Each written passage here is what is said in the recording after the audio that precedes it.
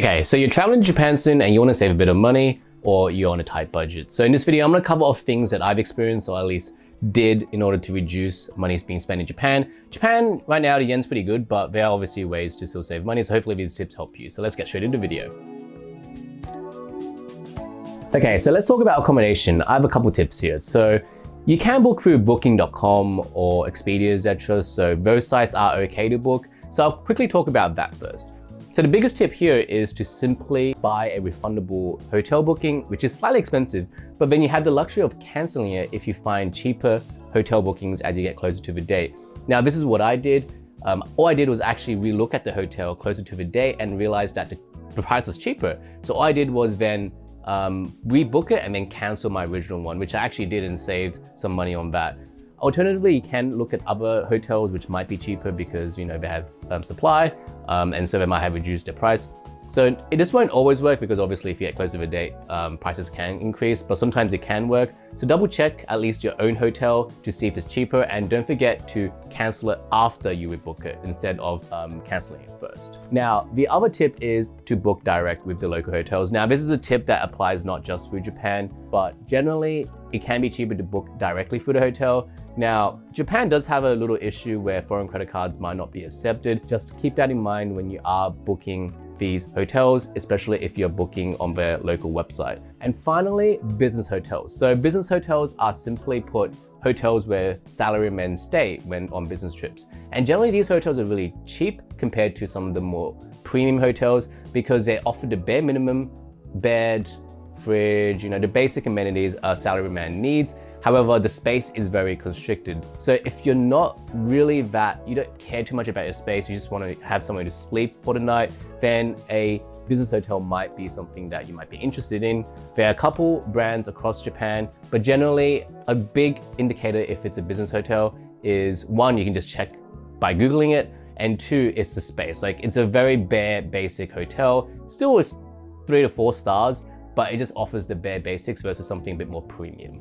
All right, so let's talk about food. Now, my biggest tip, this is the biggest tip you're gonna get with food, is book lunch plans for your expensive meals. So if you're booking on Omakase, Michelin star restaurant, book through a lunch meal versus a dinner meal. You can save hundreds on just booking a lunch Omakase plan versus a dinner one. They're so much cheaper, and it generally applies to most foods in Japan. However, I would save your more expensive foods for your lunches. So what I do personally is I book something like a fancy kaiseki on lunch, and then a ramen or udon for dinner, maybe like a hot spot, which is a bit cheap. So that's what I do. That's my biggest tip. Now, you might be tempted to go to a konbini every day to buy your stuff. However, supermarkets are generally cheaper in Japan. Now, they're not as common as something that you would see in a Western country. However, they're still around. They're not as big, but definitely if you are interested in saving a bit more money, especially if you're buying a lot of fruit, milk, etc., whatever stuff that you like to have every day, then just go to a supermarket instead. They're generally cheaper. And this leads me to my second tip, which is end of day discounts. Yes, end of day discounts do exist in Japan. You can go to even stores like Donkey, which has food sections that do end of day discounts, but supermarkets especially do them as well. So if you're going back home at 7 to 8 p.m., just double check the supermarkets. If you want to buy something like bread, etc., for the next day, just check of end of day. These stores or supermarkets, generally food stores, have end of day discounts. All right, attractions and transport. So I'll start off with saying that Japan has an amazing public transport system, one of the best in the world. So don't do taxis in Japan. Taxis, yes, I can see it in some other countries, it's cheaper, but Japan taxis are actually at the next level. They're so expensive. So only do it in emergency cases. So just leverage the public transport system, which leads me to my next point, which is about using day passes and JR rail passes, etc. Now, we all know that JR rail passes have gone up in price. However, it is still efficient if you are going city to city and it's still within the time frame of what you bought. So just double check, do the maths, bring a calculator up, see if it's cheaper. So just double check. Sometimes it will be cheaper, sometimes it won't be, but if you do a double check and it's cheaper, get the passes. If not, just stick to your normal transport. Now, from an attraction point of view, I did mention the amazing pass or other passes. A lot of cities have these passes that allow you to go to attractions for fixed fees.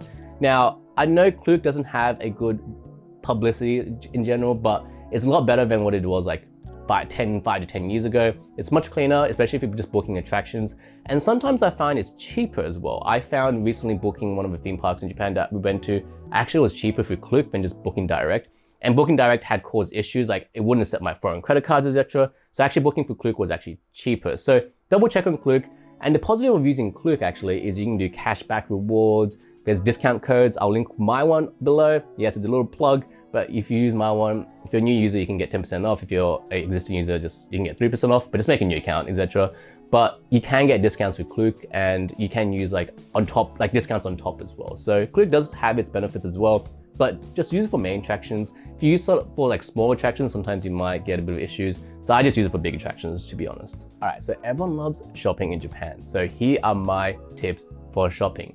Now, my opinion, the biggest tip is to shop at specific stores. For example, you can get a lot of things at Donkey for so much cheaper than other stores in Japan.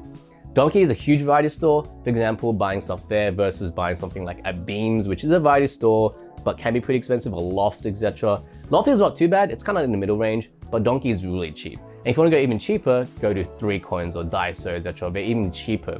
If you're buying like just everyday products and stuff like that, just go to those stores instead of more expensive Japanese stores. So what's even better is a lot of these stores have discounting for tax-free purposes. So Donkey has a tax-free counter. I think you have to spend about 5,000 yen plus or 55,000. I forgot. Leave a comment below if you know what the exact amount is.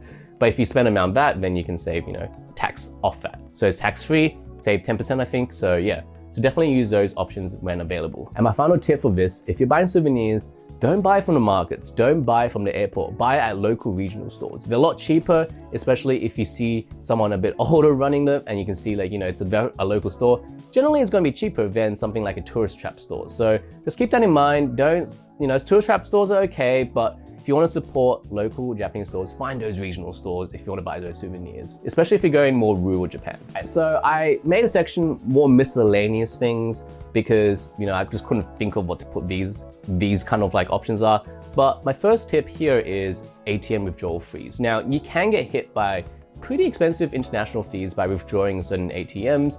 So double check what your bank works with in Japan. Generally, a safe bet is 7-Eleven ATMs. I haven't had many issues with withdrawing money from 7-Eleven. I've had, some issues withdrawing from Lawson, for example. I know some have international fees, some don't. So you might want to double check, but generally 7-Eleven for me has been a safe bet, but of course, double check. And my final tip is to lock your exchange rates early. I use Wise personally. You can use my link below. However, there's so many other services out there. I just personally find locking my exchange rates early a lot better. I recently locked in a really good rate, an Australian rate, by the way, not USD here, at 105, which is awesome because right now it's like sitting at 100 or 100 yen to $1 Australian dollars. So yeah, lock it in early if you think it's good. But once again, this is not financial advice. Lock it in when you think it's right. Just use your common sense. And yeah, hopefully these tips help you kind of budget in Japan. It can get a bit pricey. But Japan now is a great time to travel, especially with the yen. So yeah, hopefully this video helped. Leave a comment below if I've missed anything that has helped you save money, and I'll see you in the next video.